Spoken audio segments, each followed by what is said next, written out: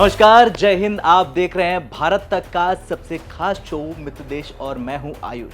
आज के इस विशेष एपिसोड में हम चर्चा करेंगे भारत और रूस की अटूट मित्रता पर, जो समय की कसौटी पर हमेशा खरी उतरी है।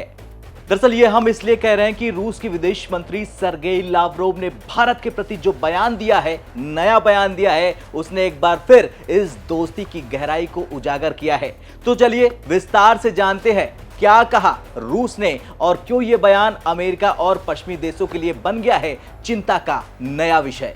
दरअसल ये रूस के विदेश मंत्री हैं सर्गेई लावरोव, जिन्होंने हाल ही में एक अंतर्राष्ट्रीय सुरक्षा बैठक में भारत के साथ रूस की विशेषाधिकार प्राप्त रणनीतिक साझेदारी का उल्लेख किया। यानी कि उन्होंने बताया कि किस तरह से भारत और रूस की जो साझेदारी है वो विशेष है। उन्होंने कहा कि ये साझेदारी परस्पर सम्मान, लाभ और विश्वास पर आधारित है, जो ब्रिक्स और ग्लोबल साउथ के अन्य देशों के साथ रूस के संबंधों का एक ताजा उदाहरण है। लावरोव ने इसके साथ यह भी कहा कि पश्चिमी देश बहुध्रुवी विश्व व्यवस्था को एक खतरे के रूप में देखते हैं, जबकि रूस इसे एक सकारात्मक विकास मानता है। उन्होंने भारत के साथ संबंधों का इस बहुध्रुविता का एक मजबूत स्तंभ बताया। अब ये तो था रूसी विदेश मंत्री का बयान, लेकिन अब बात भारत में रूस के राजदूत डेनिस अलीपोव की करेंगे। तो उन्होंने एक ऐसा बयान दिया कि पाकिस्तान से लेकर चाइना सभी का मुंह लाल हो गया। चीन और पाकिस्तान एक दूसरे का मुंह देखने लगे और सोचने लगे कि ये रूस भारत का इतना पक्का यार कैसे बन गया। दरअसल अलीपोव ने कहा कि ऑपरेशन सिंदूर के दौरान भारत ने स्पष्ट रूप से अपने लक्ष्यों को बता दिया है, इनकी पहचान कर ली है और फिर इन पर एक्शन लिया था। उन्होंने ये भी कहा था कि जहां तक हमें पता है कि ऑपरेशन सिंदूर के दौरान S-400 प्रणाली का इस्तेमाल जमकर किया गया था और इसके साथ ही साथ उन्होंने ये भी कहा कि ब्रह्मोस मिसाइलों को शामिल किया गया था इस ऑपरेशन में और उपलब्ध जो रिपोर्ट सामने आई थी उसके अकॉर्डिंग, उसके अनुसार इन हथियारों का प्रदर्शन अनुकरणीय था। बता दें कि भारत की ओर से S-400 मिसाइलों और यूनिट्स खरीदने के प्रस्ताव पर डेनिस अलीपोव ने आगे बयान दिया और उन्होंने कहा कि अन्य मुद्दों की तरह इस पर भी चर्चा जारी है। ये चर्चा निरंतर चल रही है, लेकिन इस समय इस चर्चा के परिणामों के बारे में बात करना मेरे लिए गलत और समय से पहले हो जाएगा। बता दें कि भारत ने 22 अप्रैल को पहलगाम में हुए आतंकी हमले के जवाब में पाकिस्तान के कब्जे वाले कश्मीर और पाकिस्तान में मौजूद आतंकी कैंपों पर कार्रवाई की और इन्हें नष्ट कर दिया। इस ऑपरेशन में भारत ने ब्रह्मोस सुपरसोनिक क्रूज मिसाइलों का इस्तेमाल किया। इस ऑपरेशन में पाकिस्तान के 100 से अधिक आतंकी मारे गए थे, जबकि 30 से 40 पाकिस्तानी सेना के जवान भी मारे गए और अधिकारियों को भी भारत ने मिट्टी में मिला दिया। बता दें कि ब्रह्मोस मिसाइल पर भी राजदूत डेनिस अलीपोव ने कहा कि ब्रह्मोस मिसाइलों का निर्माण भारत में किया जाता है। ये एक इंडियन मिलिट्री प्रोडक्ट है, रूस के साथ संयुक्त सहयोग का प्रोडक्ट है। हमारे पास इन हथियारों को डिजाइन करने और इसके साथ ही साथ उत्पादन यानी कि प्रोडक्शन करने वाला एक संयुक्त उद्यम है और हम इस सहयोग के परिणामों से बहुत ज्यादा खुश हैं और संतुष्ट हैं। इसके आगे उन्होंने कहा कि इसकी बहुत आशाजनक संभावनाएं हैं और हम उस ट्रैक पर विस्तार करना चाहते हैं, जैसा कि हमने चर्चा की है कि पाइपलाइन में पहले से कई चीजें हैं और कुछ कार्यान्वित किए जा रहे हैं। इतना ही नहीं, प्रधानमंत्री नरेंद्र मोदी के नेतृत्व पर डेनिस अलीपोव ने बड़ा बयान दिया और कहा कि मुझे नहीं लगता कि दुनिया में कहीं भी कोई ऐसा व्यक्ति है जो प्रधानमंत्री मोदी की साख पर संदेह करता हो।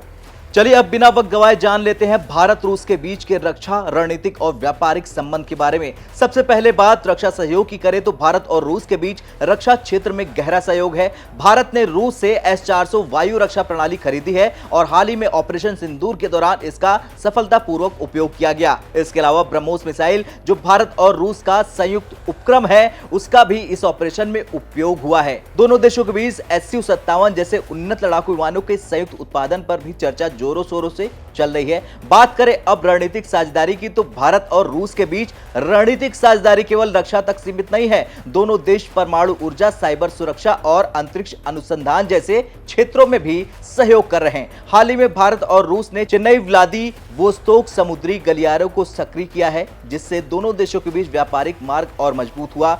अब व्यापारिक संबंधों के बारे में भी जान लेते हैं तो भारत और रूस के बीच व्यापारिक संबंध भी मजबूत हो रहे हैं। वर्तमान में दोनों देश के बीच व्यापार $65 बिलियन तक पहुंच चुका है और लक्ष्य है कि 2030 तक इसे 100 बिलियन तक ले जाया जाए।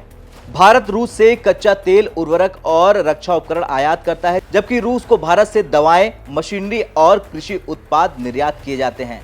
अब हमने कई सवाल जान लिए, लेकिन अब अगला सवाल बहुत खास है और सवाल यह है कि क्या भारत रूस की दोस्ती से खौफ खाते हैं पश्चिमी देश और अमेरिका? दरअसल इसका उत्तर कहीं ना कहीं हाँ है, क्योंकि भारत और रूस की घनिष्ठ मित्रता पश्चिमी देशों के लिए चिंता का विषय बन गई है, बड़ा कारण बन गई है। विशेष रूप से अमेरिका को यह डर है कि भारत रूस के साथ मिलकर एक वैकल्पिक वैश्विक व्यवस्था की ओर आगे बढ़ रहा है, जो पश्चिमी प्रभुत्व को चुनौती दे सकता है। रूस के साथ भारत की रक्षा और व्यापारिक साझेदारी, विशेष रूप से S-400 और ब्रह्मोस मिसाइलों का संयुक्त उत्पादन पश्चिमी देशों के लिए चिंता का कारण बन चुका है। इसके अलावा भारत और रूस के बीच व्यापार में अमेरिकी डॉलर के बजाय स्थानीय मुद्राओं का उपयोग भी पश्चिमी वित्तीय प्रणाली के लिए एक बड़ी चुनौती बन चुकी है। भारत और रूस की मित्रता समय की कसौटी पर खरी उतरी है। दोनों देशों के बीच रक्षा, रणनीतिक, व्यापारिक संबंध लगातार मजबूत हो रहे हैं। अब अगला सबसे खास सवाल यह है कि रूस का नंबर 1 दोस्त कौन है, भारत या फिर चीन? ये आप लोग भी कमेंट में पूछते हैं। ये सवाल इसलिए है क्योंकि भारत मानता है रूस को अपना भाई और चीन भी मानता है रूस को अपना अनलिमिटेड फ्रेंडशिप पार्टनर।